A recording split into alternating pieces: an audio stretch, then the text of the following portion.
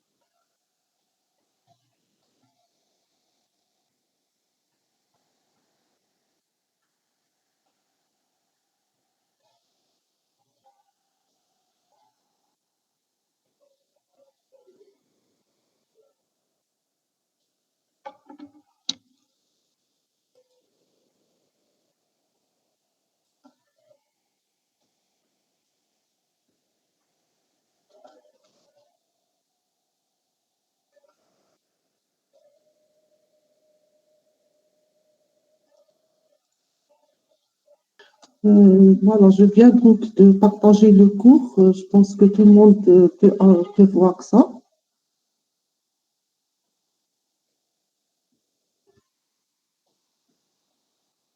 Voilà, donc je vais commencer par faire un petit rappel de ce qu'on a vu. Donc, le but de ce cours, c'est quoi? Donc, j'ai dit, le premier chapitre, on a vu comment faire la conception d'une base de données. Conception, donc, on a un modèle conceptuel de données. On passe à un modèle relationnel. Donc, avec le modèle relationnel, il est brut. Donc, il peut contenir des redondances. Là, le but de le chapitre, c'est d'enlever les redondances et d'arriver à un schéma qu'on va appeler en troisième forme normale. Donc, la fois passée, on a vu quelques définitions. Donc, on a vu c'est quoi une clé candidate. D'abord, donc, on a rappelé le principe de clé primaire et on a dit qu'on pouvait avoir plusieurs clés. Donc, Wahda, elle va jouer le rôle de clé primaire. Les autres vont être des clés secondaires. Après, on a vu le principe de clé étrangère, on l'a rappelé. On a expliqué le principe de clé candidate. On a dit qu'on pouvait avoir dans notre schéma donc plusieurs clés candidates pour une relation donnée. Et après, donc, la difficulté, c'est comment déterminer la clé candidate. Voilà, donc on a commencé à expliquer, donc on a dit un moyen plus simple, c'est de déterminer la superclé. Et puis, bon, je rappelle d'abord, donc la clé candidate, le principe de c'est quoi? Elle a deux propriétés. Premièrement, l'unicité et deuxièmement, l'irréductibilité. Donc, unicité, ça veut dire quoi? Ça veut dire, donc, elle permet de déterminer de manière unique tous les autres attributs de la même relation. Donc, si je prends matricule, il permet de déterminer de manière unique le nom, le prénom, l'adresse, date de naissance, etc., de l'étudiant. Mais elle permet aussi, la clé candidate, elle a la propriété de ce qu'on appelle irréductibilité. Donc, c'est quoi l'irréductibilité? Ça veut dire que c'est la plus petite clé. Donc, bien sûr, on parle lorsque la clé elle est composée. Donc, si j'ai AB, c'est une clé candidate. Donc, AB me donne tous les autres attributs, par exemple C, D, E, etc. Mais si A seul me donne tous les autres attributs, alors ce n'est pas la peine de mettre AB comme clé candidate. On va se contenter juste de A qui va être la clé candidate. Donc, il y a la notion d'irréductibilité. Maintenant, le principe de clé candidate dit que, on a vu donc les slides que voilà, les clés candidates sont des superclés irréductibles. J'avais dit, les deux phrases, elles sont identiques. Donc, soit la clé candidate, je démontre que c'est une superclé et après je démontre qu'elle est irréductible, donc c'est une clé candidate. La clé candidate, sans la contrainte d'irréductibilité, on va l'appeler superclé. Donc, un moyen simple de déterminer qu'une clé, c'est une superclé. Comment? Donc, on a dit, on calcule la fermeture. Donc, on aura par exemple ici la clé je la note C, je calcule C+. C+, c'est quoi? On applique l'algorithme. Donc, l'algorithme, il dit que je fais des parcours, des itérations sur toutes les DF Donc, on a bien sûr l'ensemble F de DF. Là, on va parcourir toutes les DF, DF par DF. Et on prend chaque DF, si j'ai X donne Y, donc je suppose bien sûr C, c'est la clé, donc je vais l'initialiser la partie de X. Donc, si j'ai X me donne Y, alors je vais rajouter Y. Donc, le C+, va inclure le C et le Y. Ainsi de suite, et je termine toutes les DF. On va prendre un exemple pour mieux comprendre. Donc, si je considère R, je considère donc R, c'est les attributs A, B, C, D, E, F, et l'ensemble des dépendances fonctionnelles F, les DF. Donc, A dans BC, E dans CF, B dans E, CD dans EF. On veut calculer AB+. Ça veut dire quoi AB+? Ça veut dire que je veux voir si AB, c'est une super clé.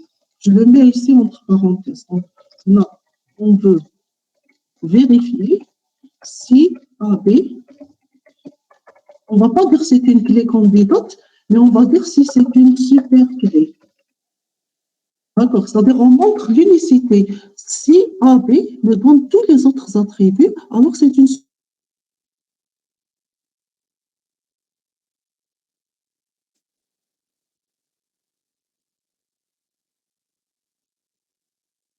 démontrer qu'elle est irréductible.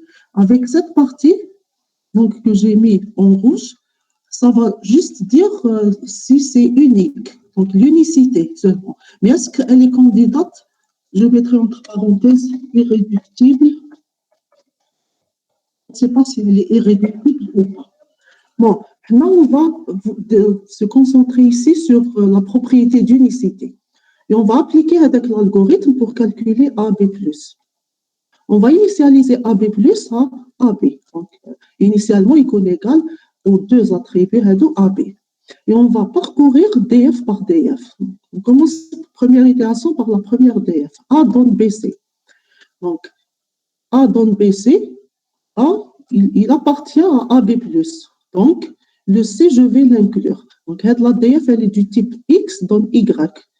J'ai X déjà, alors j'ajoute le Y. J'ai ajouté ici le C. Deuxième itération. Donc, je vais m'intéresser à la deuxième DF. E dans CF. Le E n'appartient pas à AB+. Donc, la DF, donc le E, il n'appartient pas. Je ne peux pas dire j'ajoute F. Je ne vais pas ajouter le F. Troisième itération. La troisième DF donc, dit que B donne E. B donne E, donc le E, il appartient à AB+. Alors, je vais l'augmenter, le AB+, par le E. Je vais ajouter ce E-là. D'accord, donc je mets comme ça des couleurs pour que vous puissiez suivre. Donc le E, je vais l'ajouter. Quatrième itération, CD donne EF. Donc CD donne EF, le C, il appartient, mais le D n'appartient pas. Donc je ne peux pas ajouter le F. D'accord, le D, là je vous ai écrit, on va répéter de nouveau 4 fois la boucle interne. Après la première itération, le résultat reste inchangé. Après la seconde, il augmente jusqu'à A, B, C, E, F. À la troisième et quatrième, il reste inchangé. Donc, ma hash le F et le D. Donc, voilà. Je vais dire, donc AB+, il est égal à quoi? Il est égal à uniquement les attributs suivants. A, B, C et E. Donc, on va dire F, voilà. Donc, je vais dire le D n'appartient pas à B+. Donc, ce n'est pas une super clé. D'accord, il suffit un seul attribut, il n'appartient pas à la fermeture de AB+, pour dire que ce n'est pas une clé candidate. Ce n'est pas une super clé, donc ce n'est pas une clé candidate.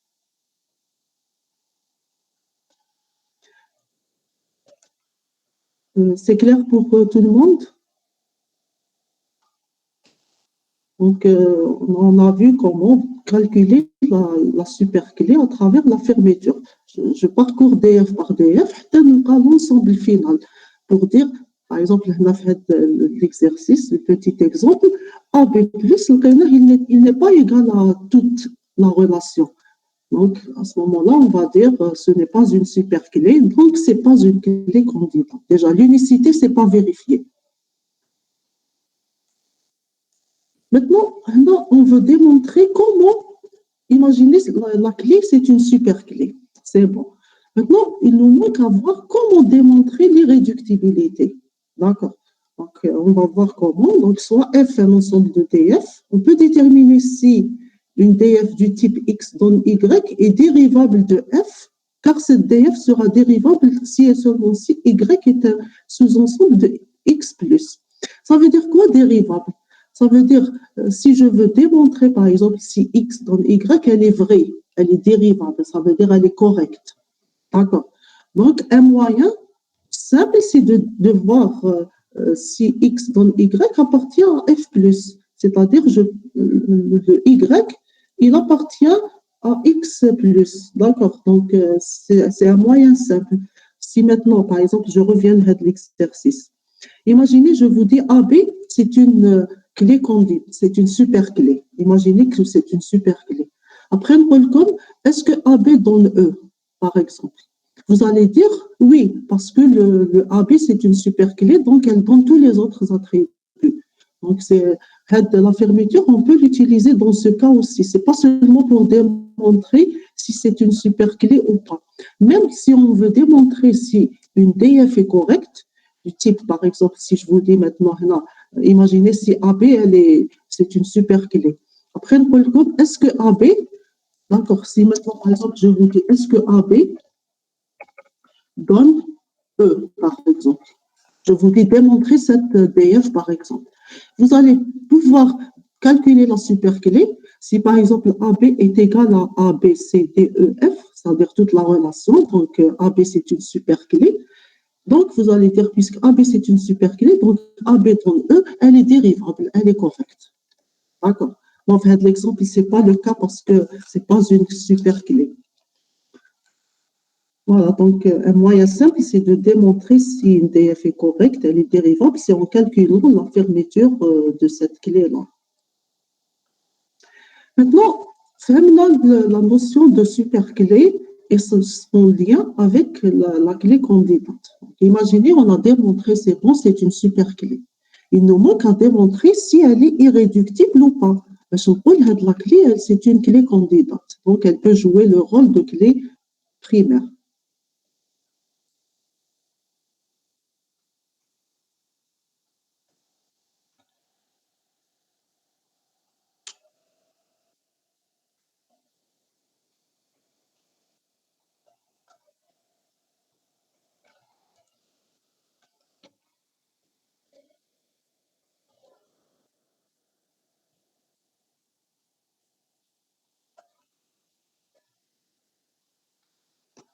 Voilà, donc on va voir comment démontrer la notion d'irréductibilité.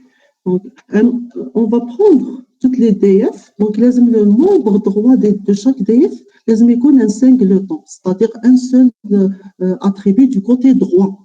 D'accord, je n'ai pas dit gauche, mais du côté droit. Donc, si par exemple j'ai AB dans CE, ou là si j'ai A dans CE, alors A dans C et A dans E. Je ne dois pas laisser la partie droite composée. D'accord, je vais la décomposer, les mécanos des singletons. Un seul attribut, la partie droite, je n'ai pas dit gauche. Donc, si par exemple j'ai AB dans C, je ne peux pas écrire A dans C et B dans C. La partie gauche, elle reste inchangée, c'est-à-dire tout ça, les deux attributs fonctionnent ensemble, ou là, trois attributs, ou là. D'accord, je répète, je vais mettre ça, je vais écrire pour que ce soit clair. Donc, si j'ai A dans B, C, alors, c'est comme si je veux dire A dans B et A dans C, par le principe de décomposition. C'est ce que veut dire la partie droite. Voilà. C'est ça. Mais l'inverse n'est pas correct. Si j'ai A, B dans C, E, je ne peux pas écrire A dans C et B dans C. La partie gauche, elle reste inchangée. Deuxième chose, le membre gauche de chaque DF est irréductible. Donc, la partie gauche est irréductible. On va voir un exemple juste après pour expliquer cette propriété à travers un petit exercice. C'est-à-dire, c'est euh, la plus petite c'est-à-dire clé, la partie. On ne peut pas la décomposer plus. Du type, par exemple, si j'ai A donne B et que j'ai, par exemple, AC donne D, alors je vais dire le C, il est en plus. Le A وحده يعطيني le D. Pourquoi je lui ajoute le C? Donc, AC n'est pas irréductible. La DF, je vais l'enlever. D'accord. Donc, c'est ce que veut dire irréductible sur la partie gauche. C'est la plus petite partie gauche qui peut me donner la partie droite. Et bien sûr, aucune DF ne peut être supprimée de F sans changer la fermeture de F+. Ça veut dire à travers cette décomposition qu'on fait, on ne doit pas perdre de l'information quand même. Je n'ai pas le droit d'enlever une DF. Si j'enlève une DF, ça veut dire que j'ai enlevé une information.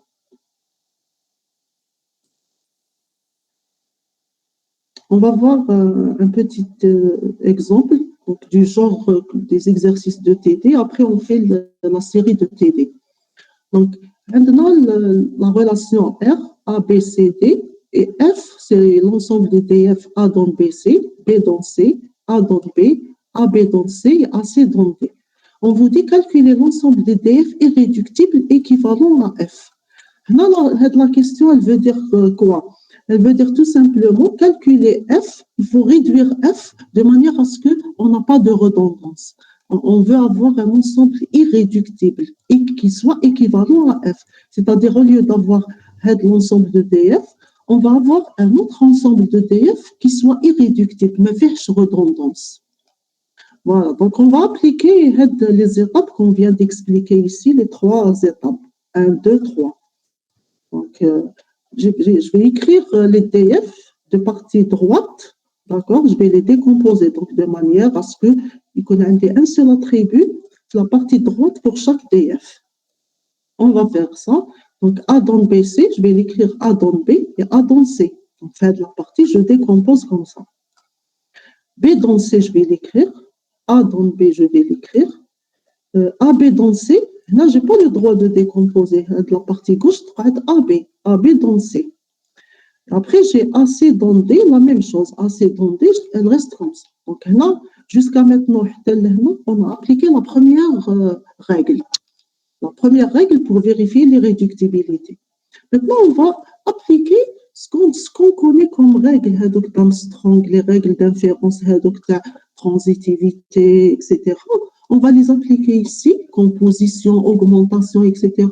On va les appliquer pour réduire, c'est-à-dire pour rendre l'ensemble, vérifier qu'il est réellement irréductible ou pas.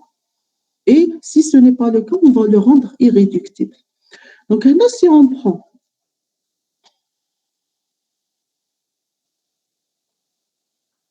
voilà, donc si je prends l'ADF, regardez, donc un des AC dans D, on va démontrer que le AC, il est en plus. On va voir comment. Donc un des A dans C.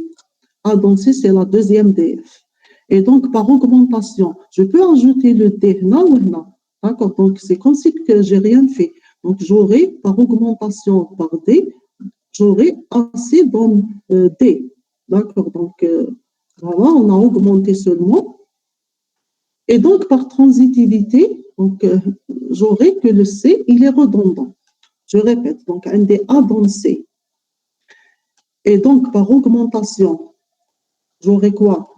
J'augmente par D. J'aurai A, D dans... voilà, donc nous avons AC dans D. Donc, c'est une donnée, AC dans D. Donc, voilà, donc AC dans D, j'aurai A dans D, d'accord, par transitivité. Donc, on va démontrer que le C, là, il est redondant.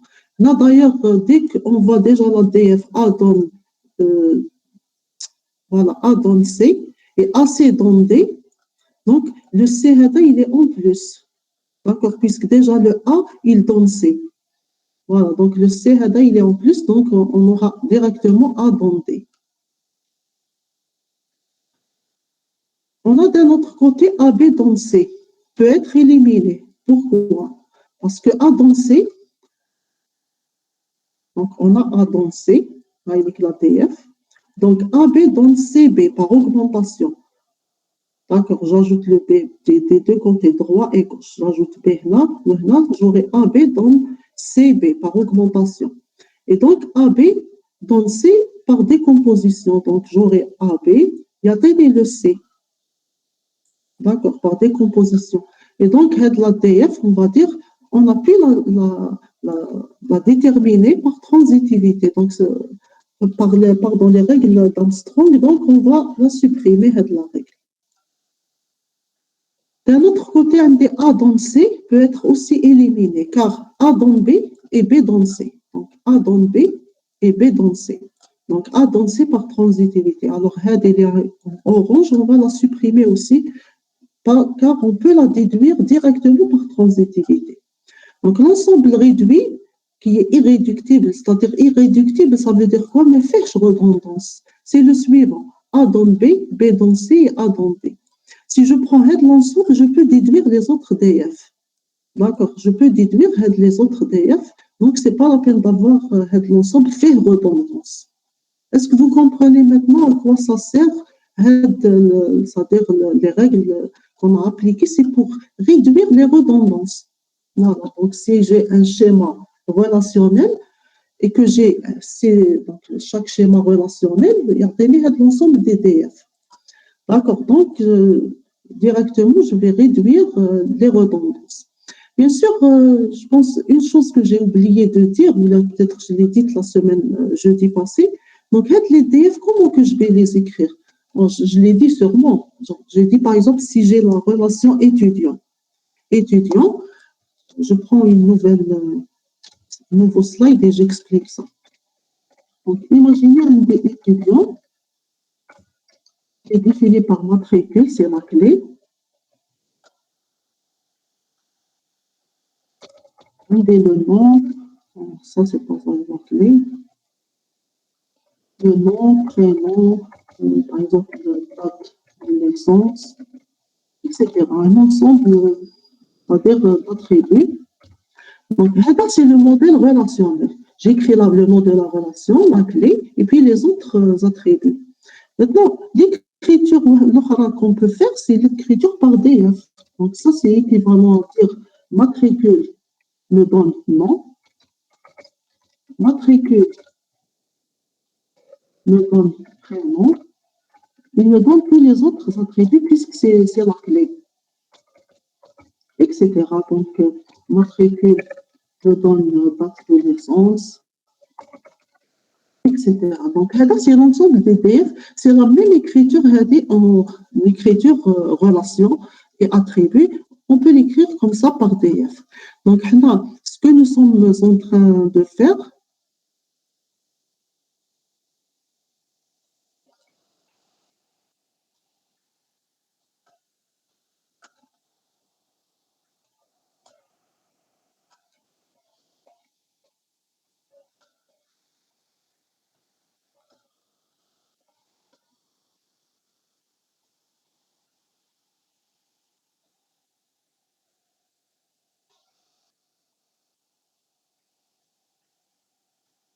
je regarde, je suis en train de voir les questions s'il y a le chat.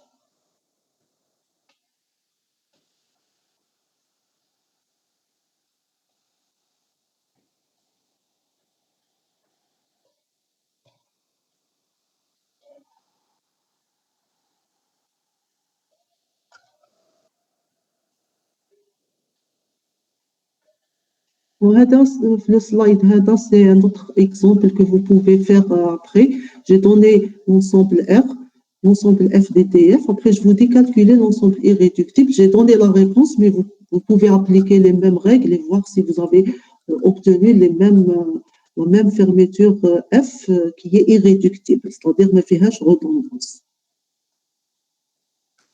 Voilà, donc on va passer maintenant à la partie TD. Donc, la normalisation, on va la voir jeudi.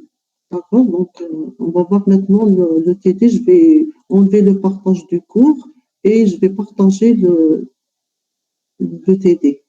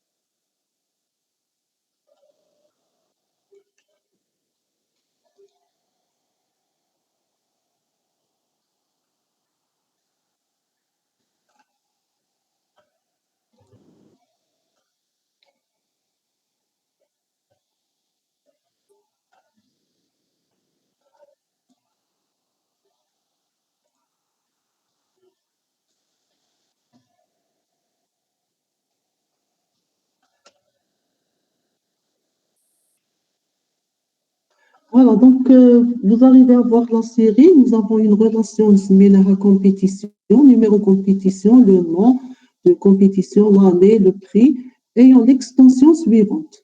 L'extension, ça veut dire c'est l'ensemble un extrême de la relation. Voilà, que voici.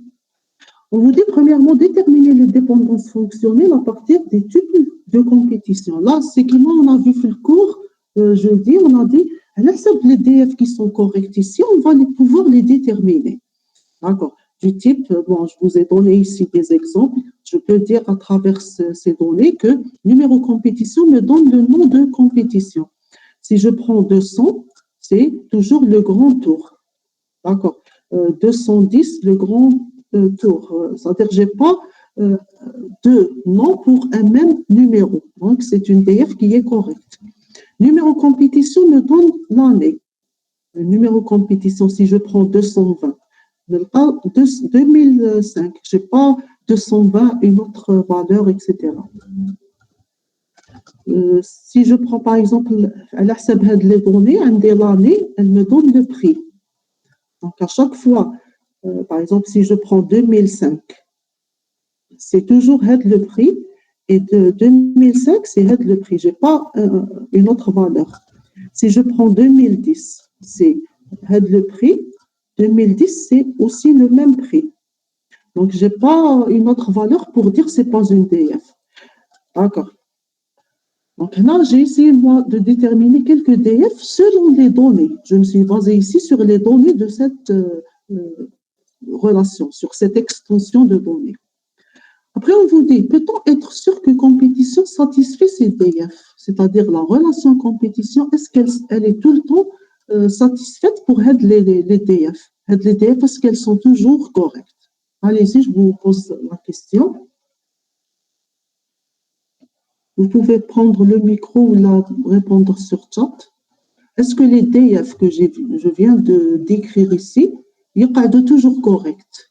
Elles sont toujours vraies ou pas?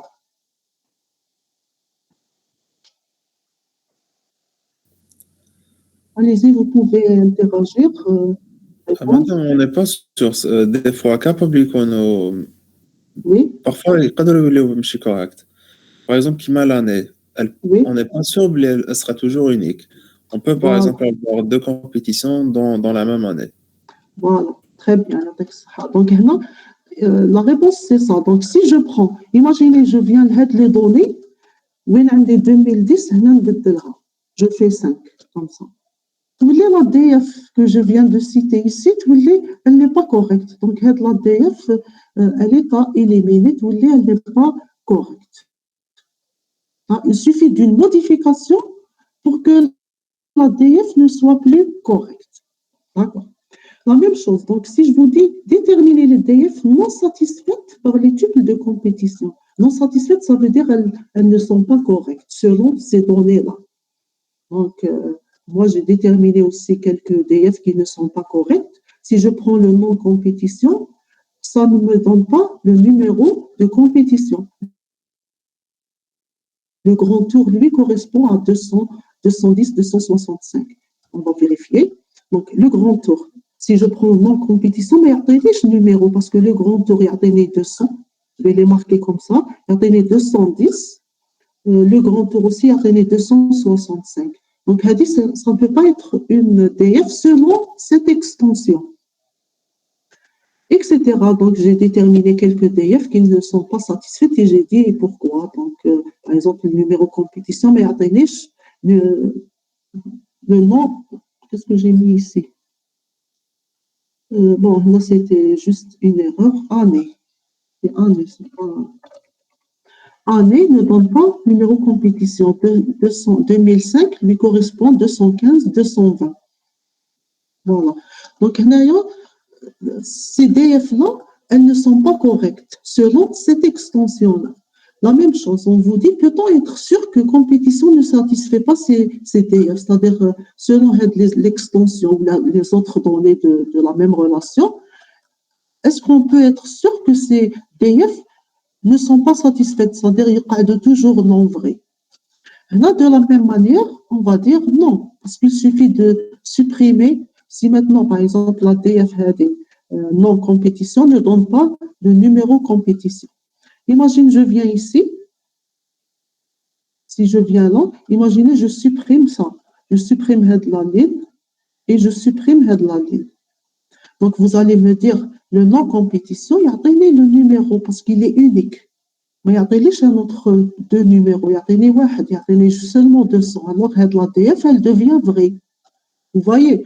Donc, non, j'ai dit ici, on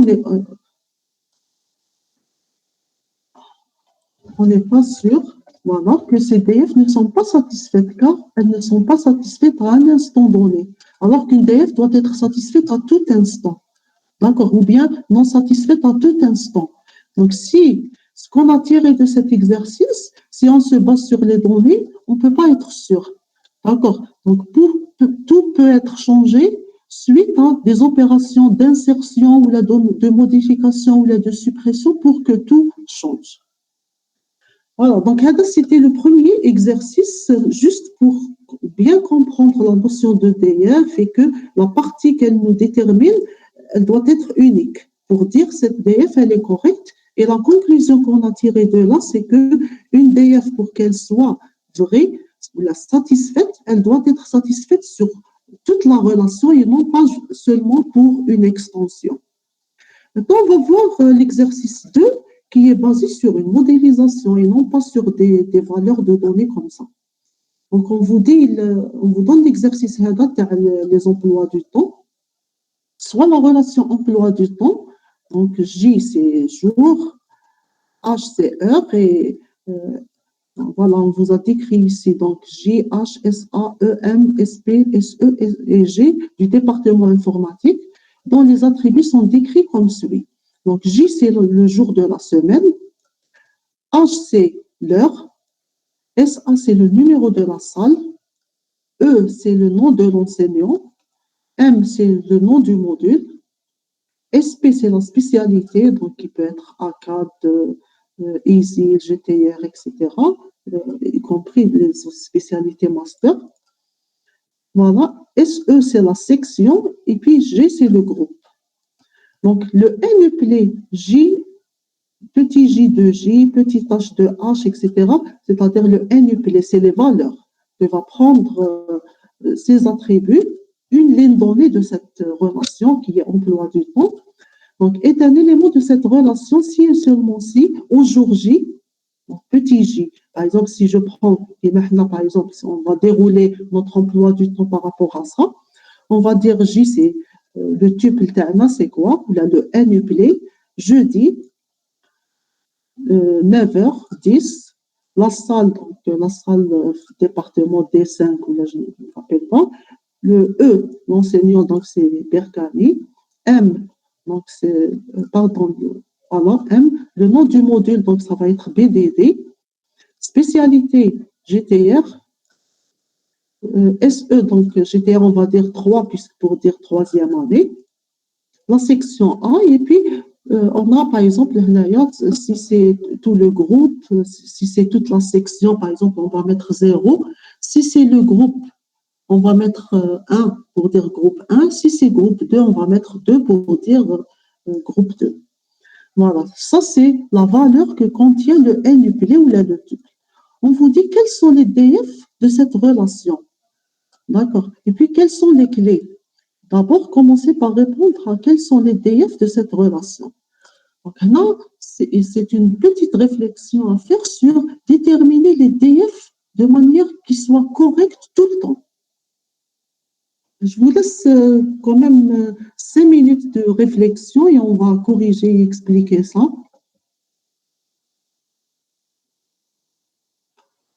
Le partage, il est tout le temps bon, c'est bon.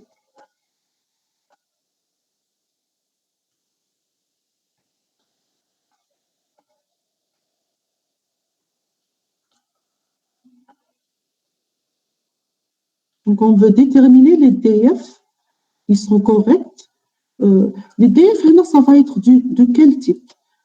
Donc, c'est comme si, par exemple, si je prends le jour, donc mettez-vous à la place. Pourquoi j'ai commencé par donner l'exemple de la section Tercom, le module, etc. Donc, Là, on veut déterminer les DF, c'est-à-dire ce qui va y avoir dans la partie gauche, flèche, ce qu'on va avoir dans la partie droite. D'accord? Donc, et qui soit tout le temps correct. Donc, lorsque vous allez, c'est-à-dire vers votre salle, vous êtes uniquement vous qui êtes affecté de la salle. D'accord? Donc, si je prends l'enseignant, le module, la section, j'ai toujours la même salle, etc. Donc, essayez de déterminer de cette manière-là les DF qui soient tout le temps corrects.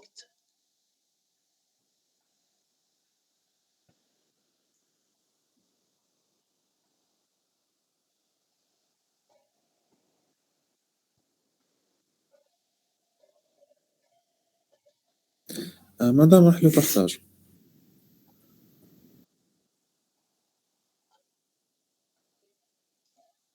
Vous savez, la semaine prochaine, je vais utiliser mon adresse Gmail personnelle et non pas l'USTHB.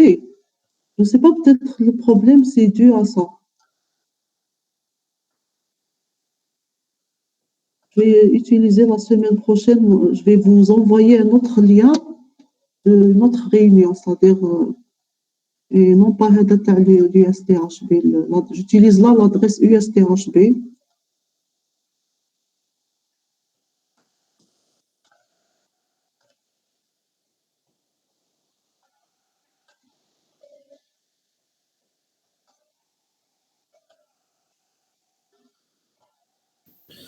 Madame, je pense pas que ce soit lié à l'email, parce que l'email, c'est juste un compte pro pour avoir donc, les fonctionnalités, les idées de Google Meet. Alors, c'est quoi le problème? Donc, j'utilise la 4G, elle est au maximum. Madame, je comprends pas, parce que mes autres enseignants, mais j'ai le problème de le partage des fois, il يحبس. Moi aussi, c'est la première fois que j'ai eu ce problème-là. Quand même, on a enseigné 2 années à distance. J'ai jamais eu ce problème.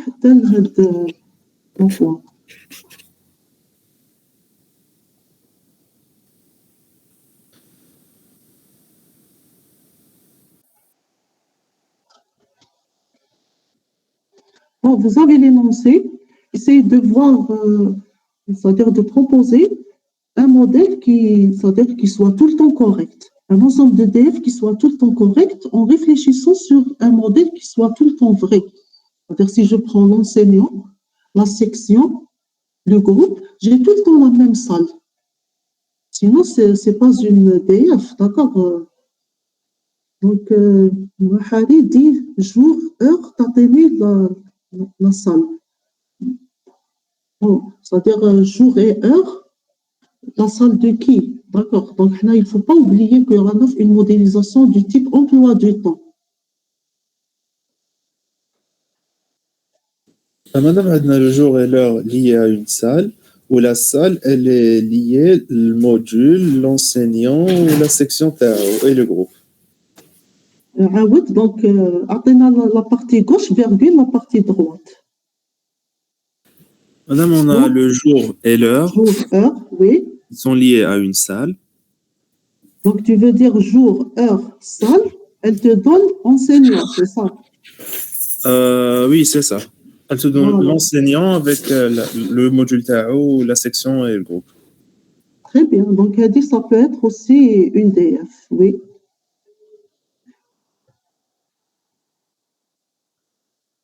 Autre chose, bon, ce n'est pas la seule DF qui est correcte. Madame, on ne peut pas faire avec 2 DF. On peut avoir plusieurs DF, effectivement. Donc, on va voir, faire de l'exercice qu'on va avoir plusieurs DF et plusieurs clés candidates. Madame, par exemple, on peut avoir jour et heure qui nous donne une salle. On va donner la salle qui va nous donner le module, l'enseignant et la section du groupe.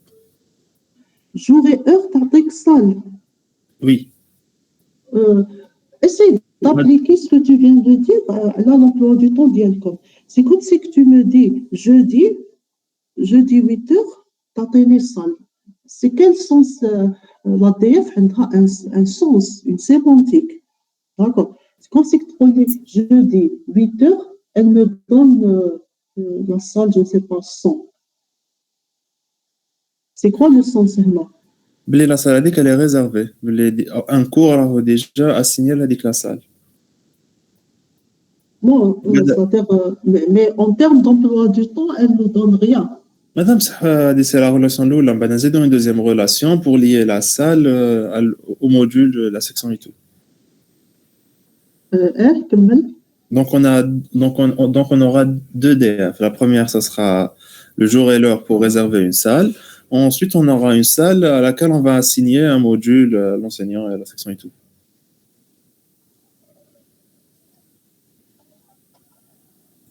Bon, là, c'est-à-dire ce qu'on veut, c'est avoir le tout un même ensemble de DF, effectivement. Donc là, tu as dit jour et heure, elle te donne salle. Plutôt, je pense que tu voulais dire jour, heure et salle, avec l'enseignant. D'accord. Donc, c'est comme si que tu prends jeudi 9h, et puis la salle D5, par exemple, elle va te donner l'enseignant. Il y a uniquement moi, en tant qu'enseignante, qui est affectée à la salle.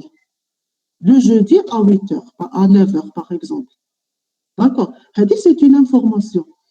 Une autre information, si je prends le jour, l'heure, la salle, elle me donne le module.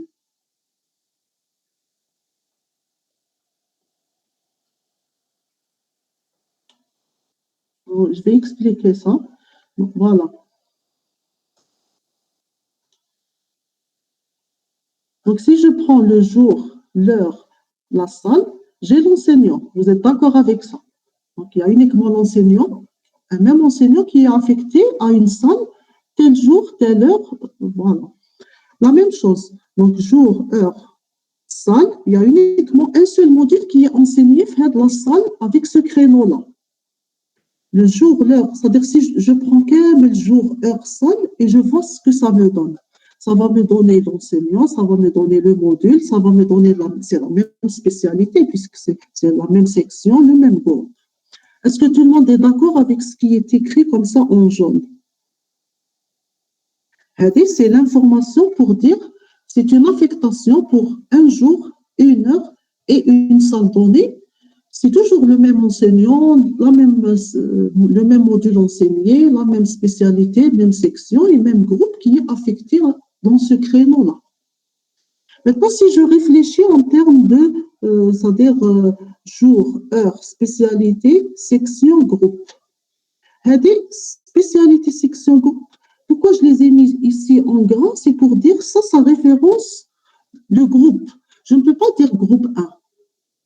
D'accord. Je ne peux pas dire jour, heure et groupe, je dis 1. Mais là, c'est pas clair. Parce que chaque groupe, il est lié à la section et à la spécialité. Maintenant, si je dis par exemple L3GTR, section 1, groupe 1. Je connais que Hada ou le groupe. L'identification unique du groupe, elle se fait par la section aussi et la spécialité. D'accord. Donc, je ne peux pas dire, si je veux me référer par exemple à la L3A4B, d'accord, L3A4B, groupe 1. Je ne peux pas dire groupe 1. Je ne peux pas dire jeudi, par exemple, 9h et 1 pour me référer au groupe 1 de la L3A4B, par exemple. Je dois lui ajouter la section et la spécialité pour savoir qu'il s'agit de ce groupe-là. Est-ce que tout le monde a compris ce que j'ai mis en gras ici? Donc maintenant, si je veux voir l'affectation d'un groupe donné, que ce soit si c'est toute la section, par exemple, on va mettre 0 ici, d'accord? Si c'est groupe 1, on va mettre 1, si c'est groupe 2, etc. Mais il est lié à la section et à la spécialité.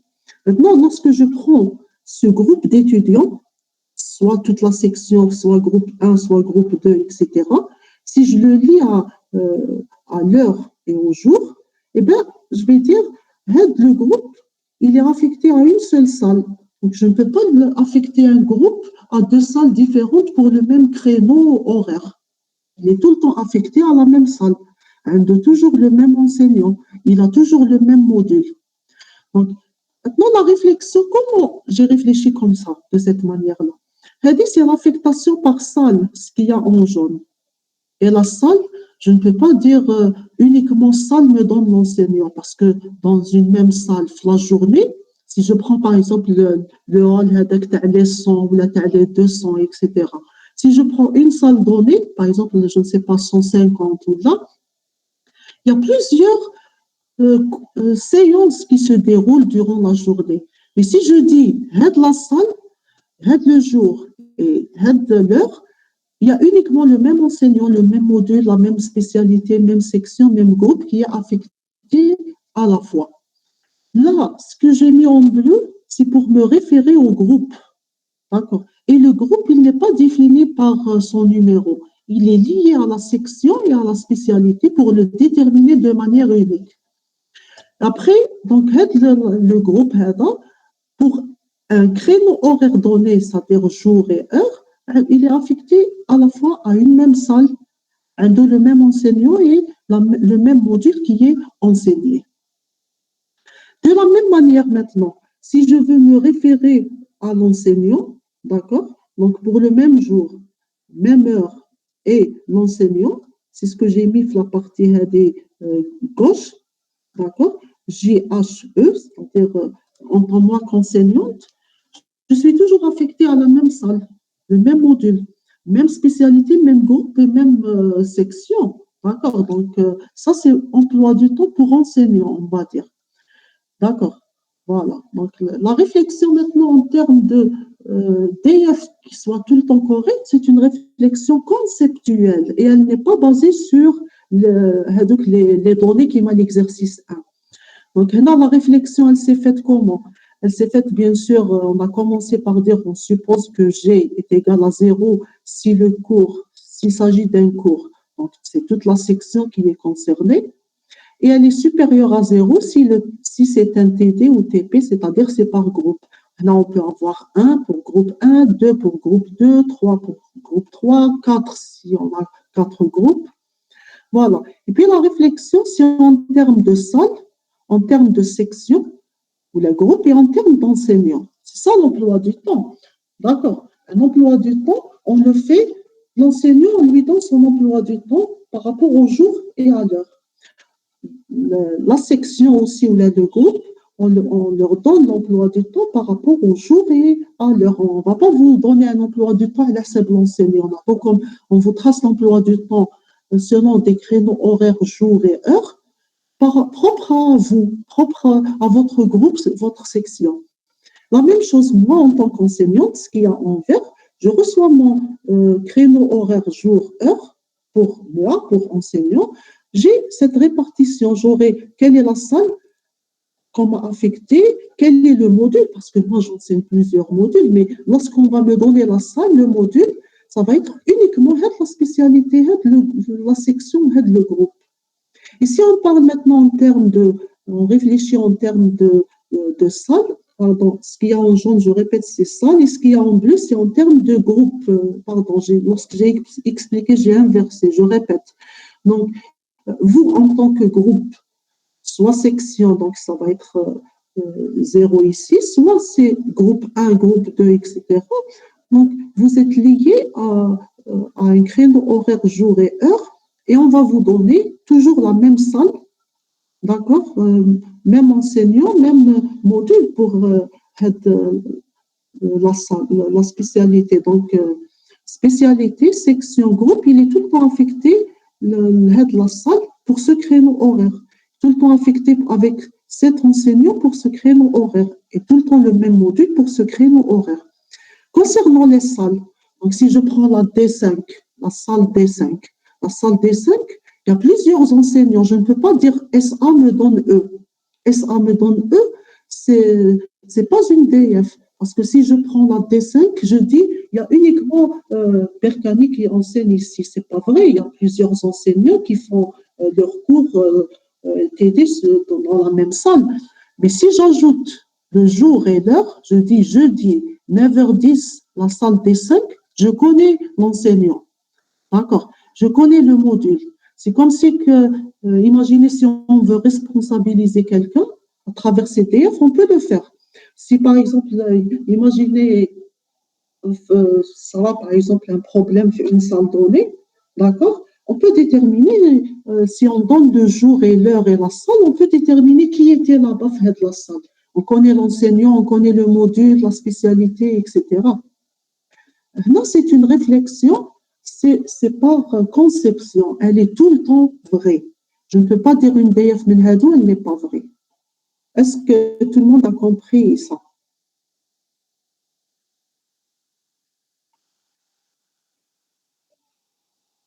Donc, moralité, ce qu'on retire de l'exercice 1 et 2, c'est que lorsqu'on se base sur les données, les DF peuvent changer. Mais lorsqu'on se base sur un raisonnement logique, conceptuel comme ça, eh bien, les DF, elles restent tout le temps correctes.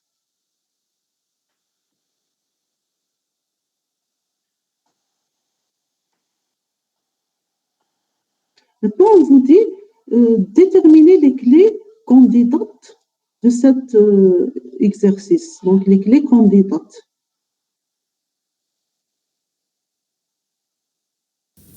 سهلة والدنا madame. Voilà, très bien, très bien.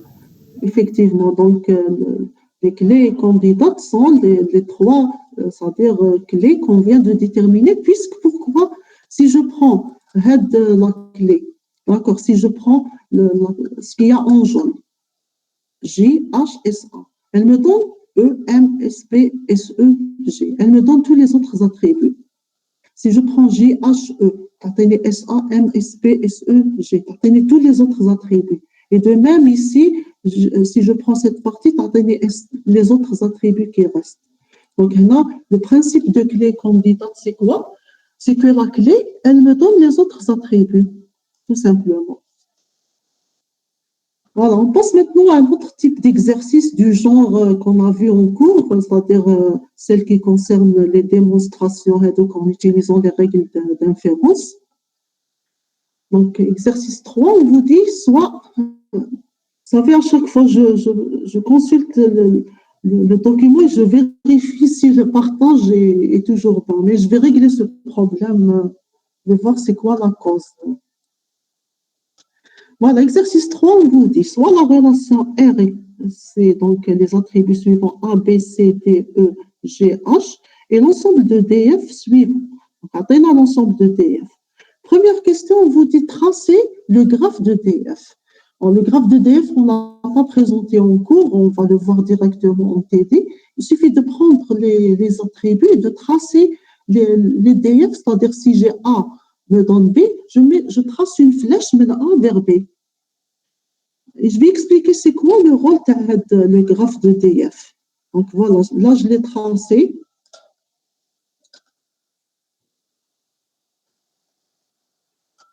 Donc un des A me donne AB, pardon, AB donne C. Donc j'ai pris tout ça, tout le AB, il me donne C. Voilà.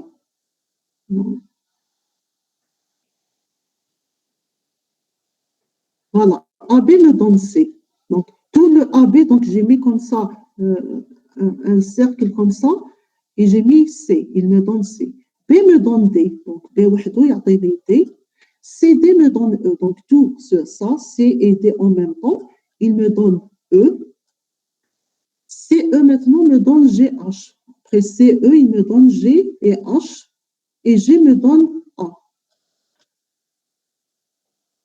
Voilà, donc on a tracé le graphe de DF. Deuxième question, on vous dit calculer la fermeture de AB. Donc là, on va appliquer. Bon, je pense que je vais expliquer moi-même l'exercice et après je vous donnerai un autre exercice à faire seul et on le corrigera. Là, je vais le considérer comme étant une réexplication de ce qu'on a vu en cours. Voilà, donc on veut calculer AB+. AB+, c'est-à-dire la fermeture de AB. Autrement dit, imaginez si on vous dit vérifier que AB, c'est une super clé. D'accord, on l'a calculé, la question, on a directement dit calculer AB+. Donc AB+, je vais l'initialiser à AB. Voilà. Donc on l'a initialisé à AB, on fait des itérations. Itération, première itération, deuxième itération, troisième itération, quatrième itération. Pourquoi 4? Parce que j'ai 4 DF. Donc, la cinquième, là, je n'ai pas parce que c'est inchangé. Je vais faire, c'est-à-dire itération par itération et voir. Mais chez laisse-moi chaque fois 4 itérations. C'est selon, s'il n'y a rien d'inchangé, on s'arrête. Nous بداو toujours première itération. Donc, je vais écrire comme ça les DF. GE, c'est E dans GH. Je vais copier comme ça ça, je vais juste à côté.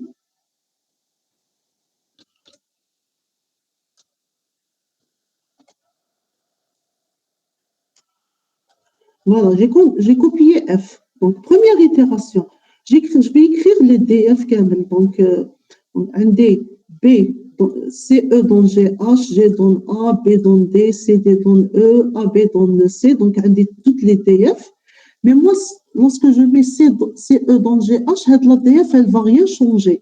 Je ne vais pas pouvoir l'exploiter parce que le C et le E n'appartiennent pas à AB+. La même chose, G n'appartient pas à AB+. Par contre, B dans D, je vais l'appliquer. D'accord. Donc, B dans D, on a B appartient à AB+, donc AB+, nous aidera le D. Le D que j'ai ici, je mets en rouge, je l'ai ajouté, puisque j'ai la DF B dans D, et le B appartient à la fermeture AB+.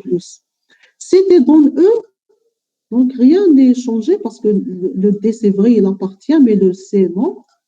AB dans C, on a AB, donc appartient à AB+, donc AB+, je lui ajoute le C. Voilà, donc dans la première itération avec AB+ égale ABCD. Deuxième itération, donc CE dans GH. Le C, il appartient, mais le E, non. Donc, la DF, je ne vais pas l'appliquer. La même chose, G dans A, B dans D. Donc, c'est bon, on l'a déjà appliqué ici. Ce n'est pas la peine de dire, d'ajouter le D, il est déjà dans AB+. CD dans E. Donc, on a C et D, ils appartiennent à AB+, les voilà. Donc, AB+, je vais l'augmenter par E. Donc, ce que je mets ici en rouge, je vais l'ajouter. Voilà. Et puis, j'ai AB dans C, la DF, elle ne va rien m'apporter de plus. Troisième itération, je vais encore reparcourir. Donc, un D, C, CE, dans GH, le C et le E, ils appartiennent. Donc, je vais ajouter le G et le H. Le G et H que j'ai ici, je vais les ajouter dans ma fermeture AB+. Les autres DF, donc, elles ne vont rien m'ajouter. Le G dans A, le A, il appartient déjà, ce n'est pas la peine. B dans D, le D, il y est déjà. CD dans E, la même chose. AB dans C, donc le C aussi, il y est déjà. Quatrième itération, donc la même chose, rien ne va changer par rapport à toutes les DF. Donc, on a AB+, inchangé, etc. Donc, on va dire, on va s'arrêter là, et AB+, inchangé, donc arrêt de l'algorithme. Et à la fin, on aura AB+, il est égal à A, B, C, D, E, G, H, qui est égal à l'ensemble de la relation R. Donc, on va dire AB+, on ne va pas dire que c'est une clé candidate, mais c'est une super clé. Elle peut être clé candidate. On ne peut pas se prononcer ici et dire que c'est une clé candidate. On a vérifié seulement l'unicité. Mais est-ce que c'est la plus petite clé? Imaginez si on trouve A, elle nous donne tout. Si je calcule A+, ou la B+, si c'est une super clé, alors AB n'est pas une clé candidate, mais c'est plutôt le A ou le B qui est une clé candidate. Donc ça, c'est le principe d'irréductibilité. Une autre question, c'est démontrer que AB donne E, si elle est correcte. Donc, là, bien sûr, si vous avez suivi le cours, on a deux méthodes. Soit je vais la démontrer par les règles d'inférence d'Armstrong, je démontre par les règles qu'elle est correcte, soit j'exploite la première question. D'accord? Donc, E, il appartient à AB+. Donc, AB donne E. D'accord? Donc, puisque E appartient à AB+, donc AB donne E, elle est correcte. Bon, on exploite ça. Si on vous dit directement démontrer que AB donne E, je peux le faire de cette manière. Parfois, on vous dit démontrer de deux manières différentes. Donc, vous allez dire première méthode, j'utilise la fermeture de AB+, je la calcule, qui m'a donné la première question. Après, vous dites AB donne E, puisque le E appartient à AB+, donc AB donne E, elle est correcte. Deuxième méthode, on va utiliser les règles d'inférence. Donc là, on peut démontrer ça rapidement selon les DF. Donc, je vais copier l'ensemble des DF.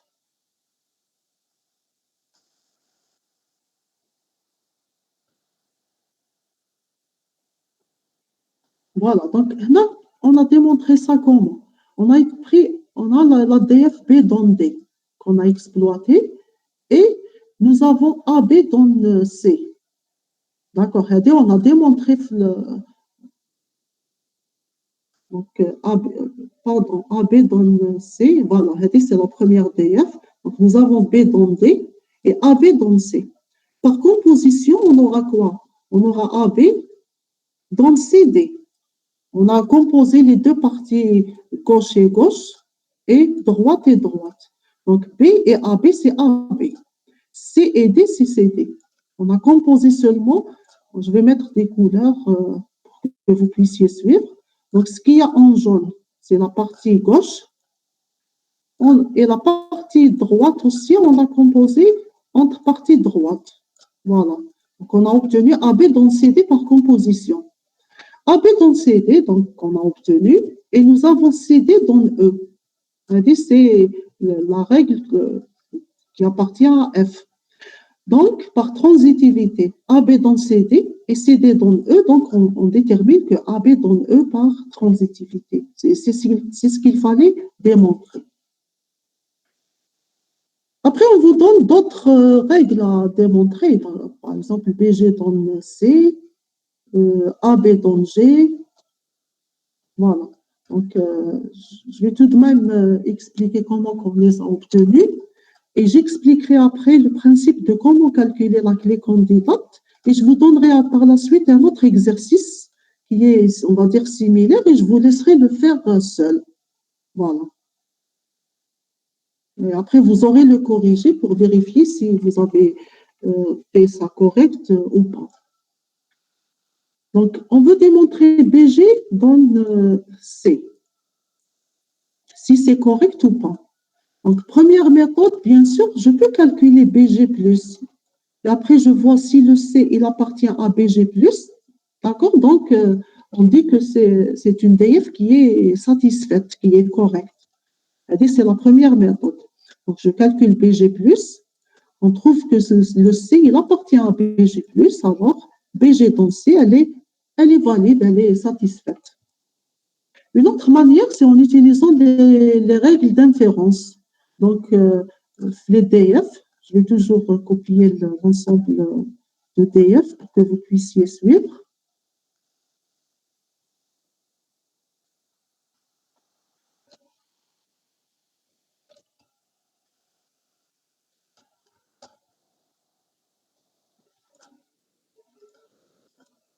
Voilà, donc je démarre là avec le G dans A. La augmentation par B, bien sûr, on essaie toujours de se rapprocher de ce qu'on veut démontrer. On veut avoir BG dans C. Donc, les quelque part, j'exploite le BG, d'accord? Donc, un des le G dans A. Le BG, donc, je commence par G. G dans A, je fais une augmentation par B. J'augmente côté gauche et côté droit. J'aurai BG dans AB. J'ai augmenté là et là par B. Et nous avons AB dans C. Ça, c'est une donnée. Donc, BG donne AB et AB donne C. Par transitivité, j'ai le BG qui donne C, tout simplement. La même chose après, on veut démontrer AB dans G. AB dans G, le G, toujours, donc, première méthode, G appartient à AB+. Donc, AB dans G, elle est satisfaite. Deuxième méthode, on utilise les règles d'inférence. Donc, on a le CE dans le GH. CE dans GH. Donc, CE dans G. D'accord, CE dans G par décomposition. Et AB dans E a été démontré. Maintenant, bien sûr, tout ce qui a été démontré peut être exploité. C'est une DF satisfaite. Donc là, on a exploité que le fait que AB donne E, elle a été démontrée en deuxième question, donc elle est correcte. On a exploité, donc nous avons CE dans G et nous avons AB dans E. On a fait une composition de ces deux règles, donc CE dans G et AB dans E. D'accord, donc déjà démontré. Et nous avons AB dans C. Donc AB dans E et AB dans C. Donc AB dans C, E par composition. Et nous avons CE dans G. Donc CE dans G, pardon, AB dans CE et CE dans G, donc AB dans G, tout simplement, par transitivité. Voilà, donc je donnerai d'autres exercices supplémentaires où vous pouvez vous exercer seul par rapport à ces démonstrations. Donc, s'il n'y a pas de questions, on passe à un autre type de questions. Parfois, on vous demande de démontrer directement quelle est la clé candidate. Je vais vous donner une méthode à utiliser pour déterminer la clé candidate. Je ne l'ai pas fait en cours, on va la faire directement en TD sur un exemple, un exercice concret directement.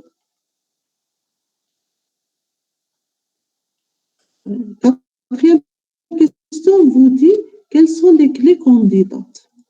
Donc, soit la superclé formée des membres gauche d'EDF ou utiliser toute la relation ABC DEG.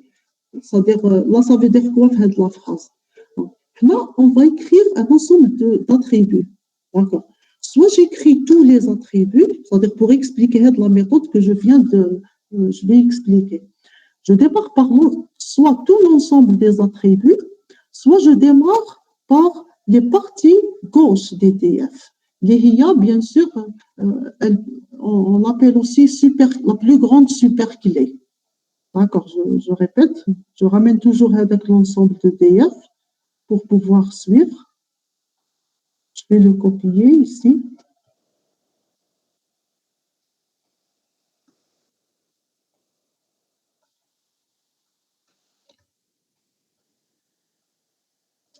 Donc, c'est l'ensemble d'EDF. La relation terna, donc je vais copier aussi l'ensemble R.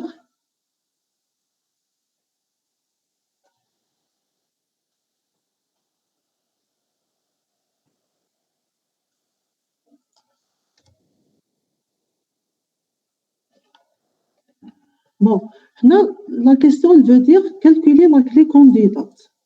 Calculer la clé candidate, je vais vous montrer, je vais vous donner un exemple d'une méthode pour calculer la clé candidate. D'accord. Donc, soit vous démarrez avec tous les attributs, c'est-à-dire j'écris comme ça A, B, C, D, E, G, H, soit je démarre par la plus grande superclé. Donc, la plus grande superclé, c'est quoi? C'est que c'est les parties gauches. Je vais les mettre comme ça en jaune. Donc, A, B, j'utilise une autre couleur. Je les mets comme ça en bleu. A, B, B, C, D, C, E, G, qui est égal à quoi? Bien sûr, c'est AB, je ne vais pas répéter B deux fois, donc c'est AB, CD, E et G. C'est quoi? C'est la plus grande superclé. Donc, pourquoi on a pris les parties gauches? C'est les parties gauches qui donnent les parties droites. Donc, la clé arrive la partie gauche. C'est la plus grande clé. D'accord. Maintenant, on veut la réduire حتى نلقى la plus petite clé. D'accord. Donc, c'est la clé candidate. D'accord. Elle me donne tous les autres attributs. Voilà. Donc, je vous explique la méthode. Je vais écrire tous les attributs ou bien je prends juste les parties gauches. Voilà. Et j'applique les DF une à une. La difficulté, c'est quoi? C'est que les DF, elles sont appliquées dans un ordre quelconque. Il n'y a pas une méthode. D'accord? Et vous pouvez, c'est-à-dire appliquer les DF et arriver à un chemin, c'est-à-dire c'est une impasse, on va dire. Oui, je ne peux pas terminer correctement. Ça, c'est la difficulté de cette méthode. Mais, c'est-à-dire toujours est-il, lorsqu'on va appliquer les DF selon un certain ordre, on va trouver la clé candidate. Qui m'a fait l'exercice, nous avons trouvé 3 clés candidates. Donc, je vais expliquer la méthode. J'ai écrit ici la plus grande superclé et j'ai commencé par appliquer la DF suivante, CE dans GH. D'accord. Donc, CE dans G et H. Donc, j'ai éliminé le G. Donc, pourquoi? Parce que à partir du C et du E, j'ai éliminé le G. D'accord. Donc, j'ai éliminé ça, le G.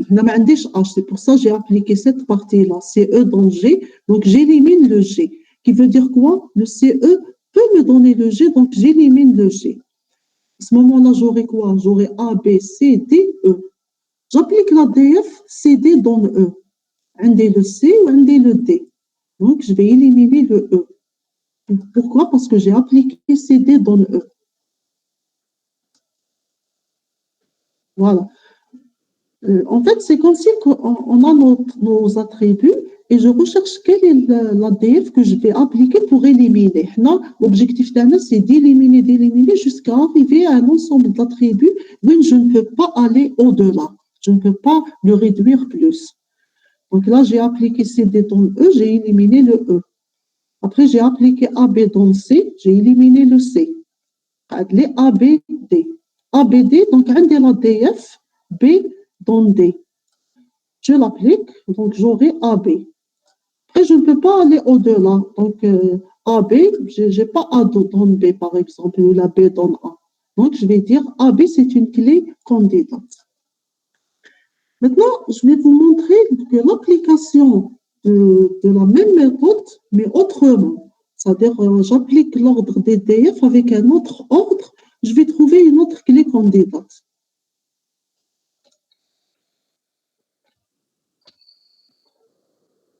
Voilà, donc ici, j'ai appliqué ça. Je commence toujours par la plus grande superclé.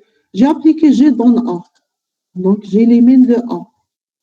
Par les B, C, D, E, G. J'applique après CE dans G. J'élimine le G. Après, j'applique CD dans E. J'élimine le E.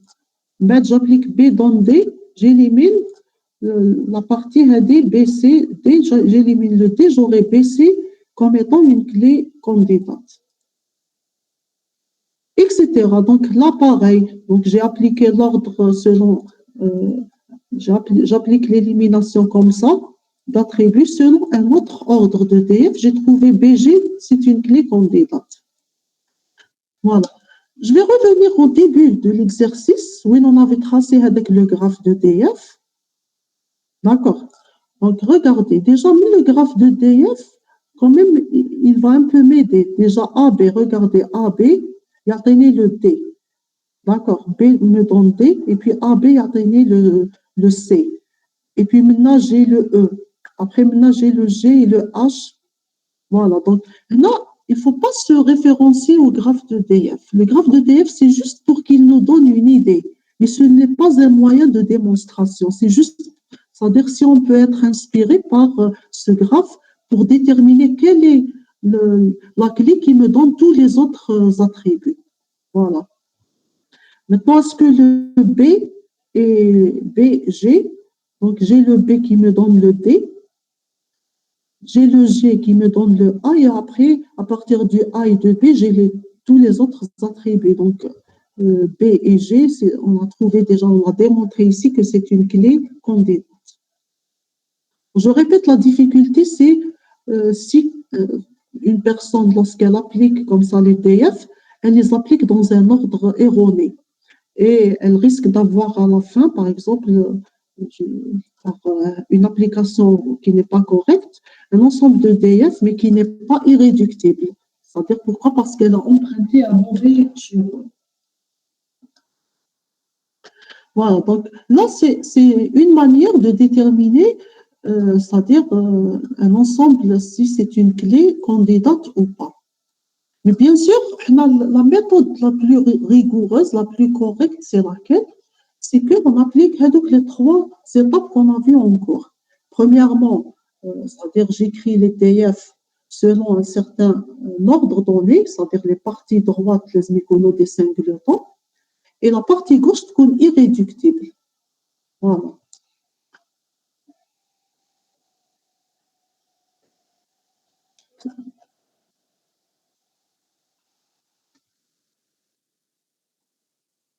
Je vais vous donner l'exercice, mais je vais vous laisser quand même, on va dire, 10 minutes ou là de réflexion pour que vous puissiez, c'est-à-dire, exercer vous-même la partie et après on va la corriger.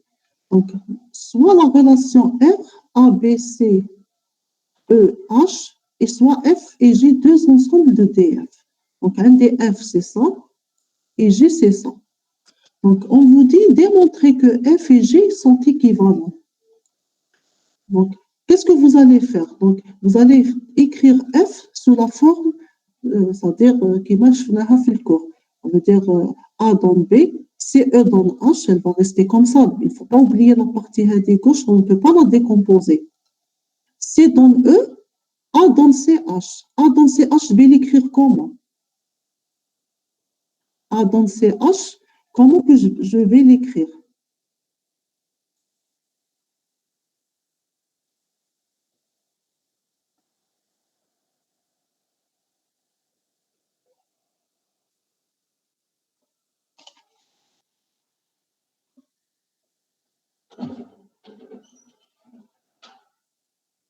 Allez-y, vous pouvez répondre. Comment on peut décomposer la DF?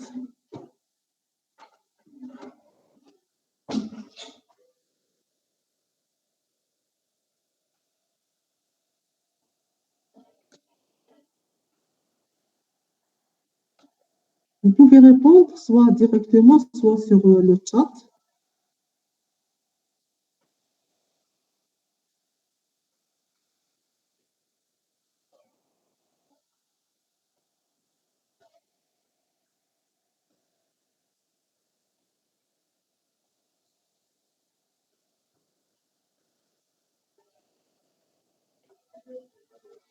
Comment on peut écrire la DF?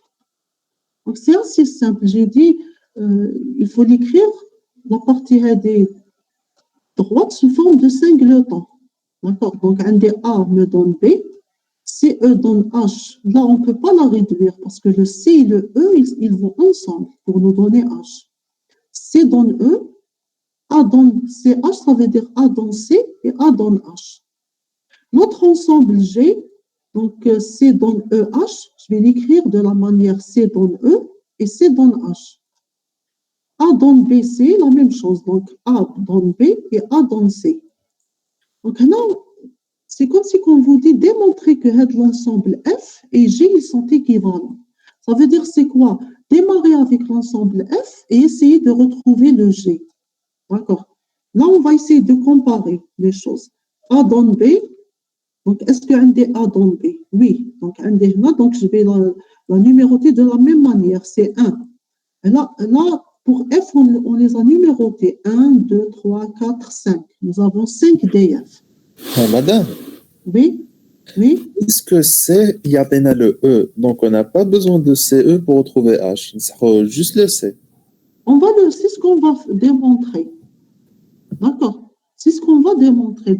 Là, on est en train de passer étape par étape. Première étape, c'est d'écrire les DF selon, c'est-à-dire en considérant que les parties droites sont des singletons, c'est-à-dire une DF, un attribut seulement. Je ne peux pas écrire, par exemple, A donne, voilà, donc imagine, le A donne CH, je vais l'écrire A donne C et A donne H. Les parties de droite, ils connaissent des singletons. Je répète, singleton, ça veut dire un seul attribut. Et là, on les a écrites aussi de la même manière. Donc, on numérote ici les DF et on voit. Là, on remarque qu'il y a des DF J, c'est les mêmes que le F.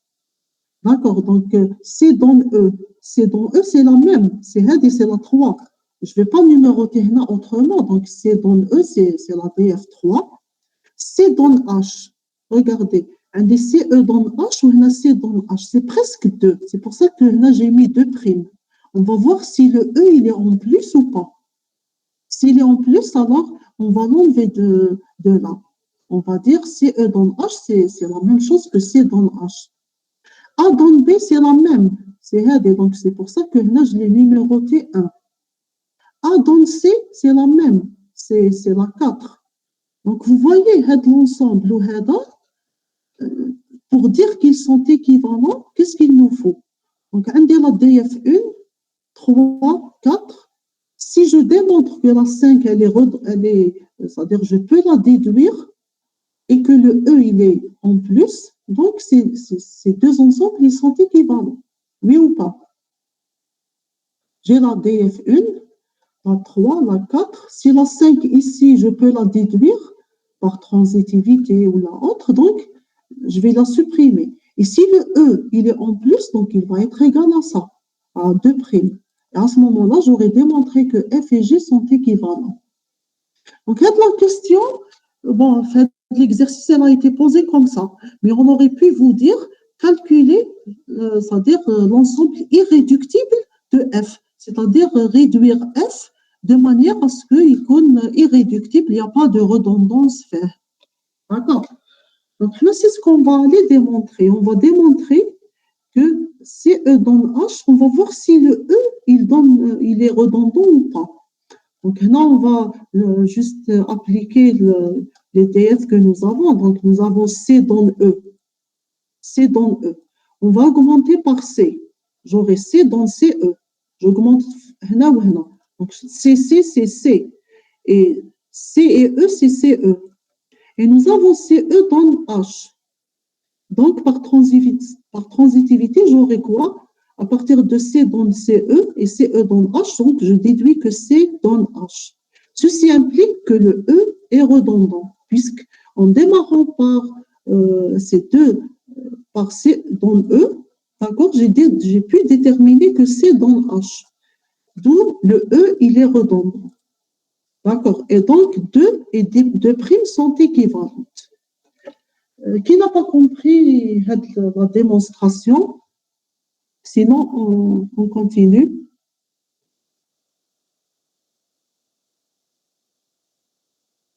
Donc, c'est assez simple. On a démarré par C dans E, on a augmenté par C, on a retrouvé donc C dans CE, et comme CE donne H, donc C donne H. Et à ce moment-là, puisque le C, il me donne H, alors pourquoi je lui ajoute E pour déterminer H? Donc, on va dire le E, il est redondant.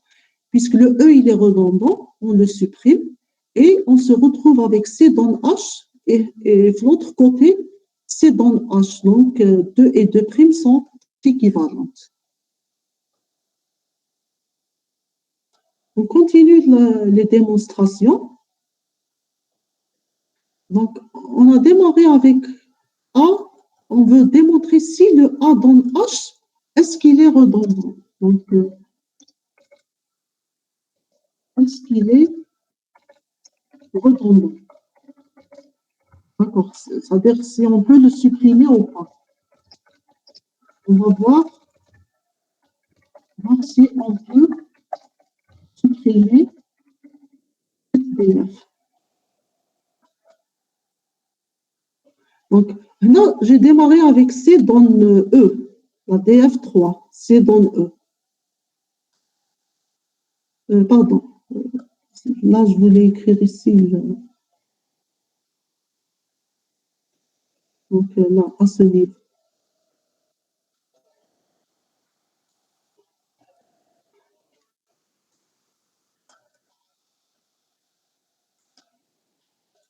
Donc, vérifier que A dans H, est-ce qu'elle est redondante? Voir si on peut supprimer cette DF ou pas.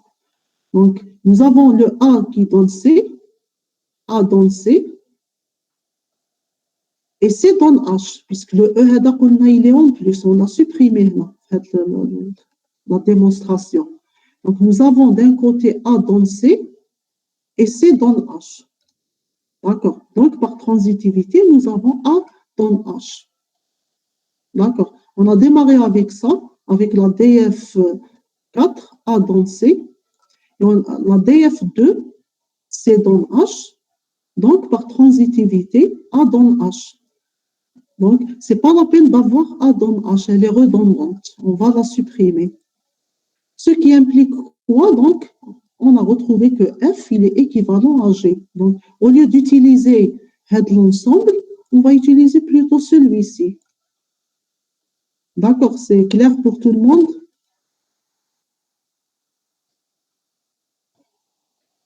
Deuxième question, on nous dit quelles sont les clés candidates de cette relation.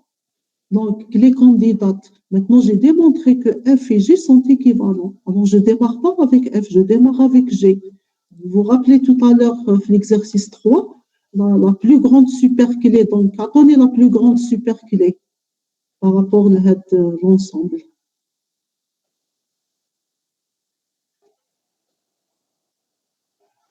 C'est quoi la plus grande superclé? AC. Voilà, très bien. Donc, je vais utiliser ça. Je vais utiliser le AC. D'accord. Bien sûr, là, j'ai donné les deux méthodes. Donc, soit j'ai utilisé tous les attributs, tout à l'heure, quand il comme soit, vous prenez tous les attributs, donc A, B, C, E, H, qui m'aident maintenant, soit vous prenez directement la plus grande superclé, donc c'est A. C'est A, j'applique la DF A dans C, A dans C, A, la B, C, donc A me donne C. Je supprime le C, donc on sait A qui est une clé candidate. Ou bien j'utilise, imaginez, j'ai utilisé tous les attributs. De la même manière, donc j'applique les DF. Je vais appliquer A dans B, donc j'élimine le B. Ensuite, j'applique le C dans E, j'élimine le E. Ensuite, j'applique le C dans H, j'élimine le H. J'aurai AC et j'applique donc le A dans C, j'aurai le A comme étant une clé candidate. Bien sûr, si vous tracez le graphe des DF, ça va être vraiment très... ça apparaît directement comme étant une clé candidate directement. Vous pouvez prendre une feuille de brouillon et tracer, vous avez A, vous donne BC, et puis le C vous donne EH. Donc, le A, il y a la clé candidate, puisque à partir du A, j'ai tous les autres attributs. Je répète, tracer A, là, vous donne flèche vers B, flèche vers C. Et le C, vous avez une flèche vers E et une flèche vers H. C'est clair de faire l'exercice que le A, c'est une clé candidate. Voilà, donc, oui. Maintenant, on ne peut pas le déduire directement puisque A est atteint d'un NAS ou C est atteint d'un NAS. Donc, si on les combine, on aura le tout. Oui, mais Bayna, c'est-à-dire que le A, c'est une clé candidate, mais il faut le démontrer comme ça. D'accord. Ah, d'accord. Donc, on ne peut pas dire on l'a déduit directement puisqu'elle n'a Là, pas le G, c'est le A ou le C. Là, il faut appliquer comme ça la méthode. D'accord. D'élimination progressive. D'accord. Maintenant, si vous calculez A+, vous calculez A+, c'est égal à tous les attributs. Mais là, ce n'est pas une démonstration. On a dit la fermeture A+, avec tous les attributs, ça prouve que c'est une super clé. Mais est-ce qu'elle est irréductible? Bon, là, c'est vrai que A, puisqu'elle est wahedha, d'accord. Là, même si vous calculez A+, c'est une super clé, c'est une clé, puisqu'il y a un seul attribut, elle n'est pas composée. D'accord, c'est la plus petite. Donc, il y a plusieurs manières. Soit vous calculez comme ça, que ce soit avec tous les attributs, que ce soit avec la super clé, la plus grande super clé, vous trouvez ça. Ou bien même, dans le cas, A+. A+, on trouve qu'elle est égale à, bien sûr, tous les autres attributs. D'accord? À ce moment-là, on va dire que c'est la plus grande... c'est une super clé, mais elle est aussi irréductible puisque je ne peux pas aller au-delà de A. A, je n'ai pas A, C ou la A, B, etc.